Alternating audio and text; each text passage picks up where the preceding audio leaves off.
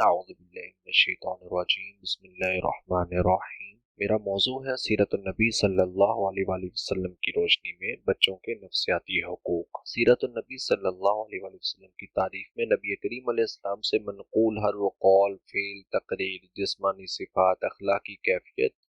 یا سیرت، چاہے وہ بعثت سے پہلے ہو یا بعثت کے بعد ہو۔ اور اگر ہم نفسیات کی تعریف دیکھیں تو نفسیات وہ علم ہے جو اشیاء کی حقیقتوں کو ان کی اصل حالت پر جاننے کا نام ہے۔ امام غزالی نے اس کی یہ تعریف بیان کی ہے۔ اس کے مطابق باطنی حقائق تک رسائی حاصل ہوتی ہے، ظاہری مظاہر سے آگے کی حقیقتوں کو انسان سمجھتا ہے، انسانی نفسیات کی گہرائیوں میں اتر کر اس کی اصلیت کو پہچانا جاتا ہے۔ نفسیات بچوں کی تربیت میں بہت اہمیت کی حامل ہے۔ بچوں کی نفسیاتی تربیت ان کی شخصیت سازی اور مستقبل کی کامیابی میں بنیادی کردار ادا کرتی ہے۔ ان کی شخصیت سازی میں، ان کے مستقبل میں اس کا ایک اہم کردار ہے۔ جیسا کہ نبی کریم علیہ الصلوۃ والسلام کی بڑی مشہور حدیث ہے، کل مولود یولد علی الفطرۃ، ہر بچہ فطرت اسلام پر ہی پیدا ہوتا ہے، پھر اس کے والدین اسے یہودی، نصرانی یا مجوسی بنا دیتے ہیں۔ اگر ہم سیرت النبی صلی اللہ علیہ وآلہ وسلم کی روشنی میں بچوں کے حقوق کی بات کریں تو نبی کریم علیہ الصلوۃ والسلام کی مبارک سیرت سے ہمیں بہت سارے ایسے پہلو ملتے ہیں جو بچوں کی نفسیاتی تربیت کی طرف اشارہ کرتے ہیں کہ آپ بچوں سے محبت کرتے، انہیں گود میں اٹھاتے، انہیں دعا دیتے۔ اور نبی کریم علیہ الصلوۃ والسلام نے بچوں کے ساتھ محبت کرنے کا حکم بھی دیا، جیسا کہ حضرت ابو ہریرہ رضی اللہ تعالیٰ عنہ بیان کرتے ہیں کہ ایک بار نبی کریم علیہ السلام اپنے نواسے حضرت حسن رضی اللہ تعالیٰ عنہ کے ساتھ تھے۔ نبی کریم علیہ السلام نے ان کو چوما تو ایک صحابی اقرا بن حابس یہ وہاں پر موجود تھے۔ وہ کہنے لگے کہ میرے تو 10 بچے ہیں، میں نے تو انہیں کبھی نہیں چوما۔ تو نبی کریم علیہ السلام نے فرمایا من لا یرحم لا یرحم،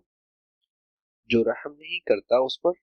رحم کیا بھی نہیں جاتا۔ اور نبی کریم علیہ الصلوۃ والسلام اسی طریقے سے بچوں کو اپنے پاس بلاتے یا نبی کریم علیہ السلام کی بارگاہ میں بچوں کو لایا جاتا تو آپ ان کے لیے برکت کی دعا کرتے، ان کے منہ میں کھجور چبا کر ڈالتے، ان سے محبت کرتے، شفقت کا رویہ ان کے ساتھ رکھتے۔ اور یہی چیز بچوں پر،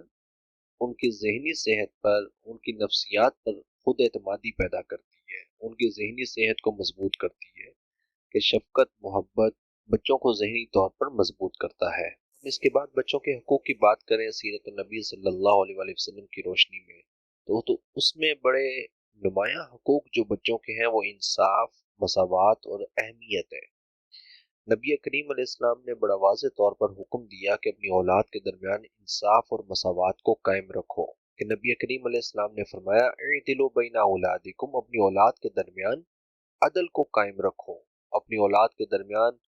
ایک جیسے رویے رکھو، ان میں سے کسی ایک کو دوسرے پر ترجیح نہ دو۔ کہ ایک مرتبہ ایک صحابی نے اپنے بیٹے کو تحفہ دیا تو نبی کریم علیہ السلام نے پوچھا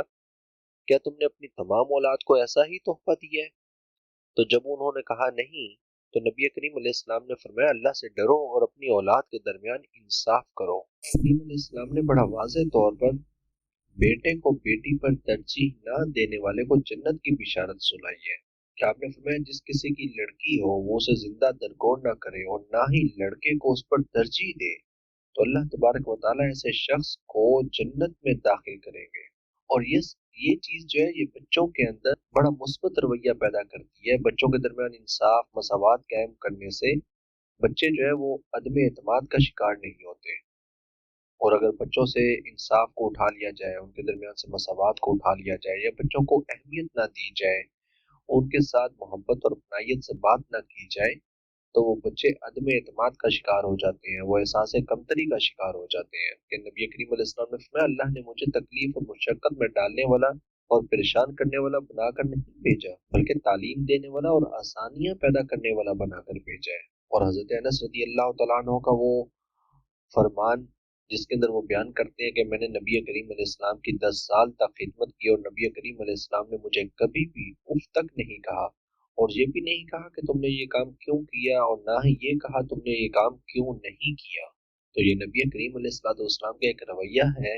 کہ آپ بچوں کو نرمی سے سمجھاتے ہیں، مثبت انداز میں سمجھاتے ہیں، اور یہ چیز بچوں کے اندر خود اعتمادی پیدا کرتی ہے، مثبت سوچ کو پیدا کرتی ہے۔ اگر بچوں کی توہین کی جائے گی تو بچے لازمی سی بات ہے نفسیاتی مسائل کا شکار ہو جائیں گے، وہ باغی ہو جائیں گے، وہ ذہنی طور پر کمزور ہوں گے۔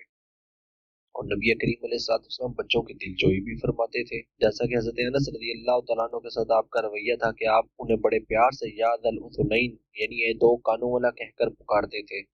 اور خود نبی کریم علیہ الصلوۃ والسلام ان کے ساتھ کھیل کود بھی کرتے کہ یہ بچوں کے ذہنی نشو و نما میں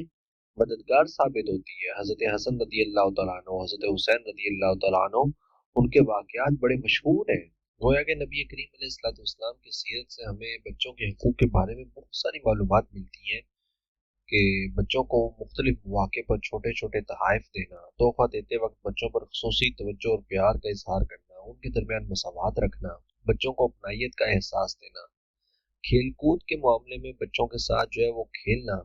کہ نبی کریم علیہ الصلوۃ والسلام خود حضرت عبداللہ بن عباس رضی اللہ تعالیٰ عنہ اور حضرت عبید اللہ بن عباس رضی اللہ تعالیٰ عنہ کو ایک لائن میں کھڑا کرتے اور انہیں فرماتے من سبق الیہ فلہ کذا، جو مجھ تک پہلے پہنچے گا اسے یہ انعام ملے گا۔